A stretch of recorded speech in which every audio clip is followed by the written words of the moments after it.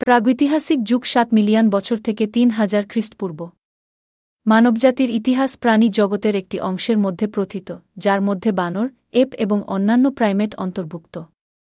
App সদৃশ পূর্বপুরুষদের আধুনিক হোমো সেপিয়েন্সে পরিণত হতে কোটি কোটি বছর ধরে অসংখ্য প্রজন্মের বিবর্তন লেগেছে। লুসি।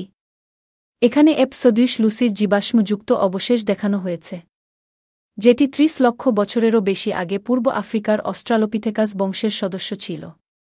জীবাশ্মটি যথেষ্ট সম্পূর্ণ হওয়ায় মনে করা হয় যে লুসি দুটি পায়ে সোজা হয়ে হাঁটত। চকমক পাথর ও প্রস্তর প্রায় ২০ লক্ষ বছর ধরে মানব প্রযুক্তি মূলত পাথরের ফ্লেক টুল ও হ্যান্ড অ্যাক্সের মাধ্যমে প্রকাশ পেত।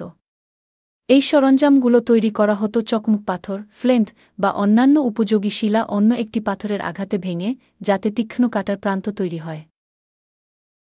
আমরা আধুনিক মানবের বিবর্তনের কেন্দ্রবিন্দু, মূল স্থানটি আফ্রিকায় দেখতে পাই। Chris Stringer, British নৃতত্ত্ববিদ।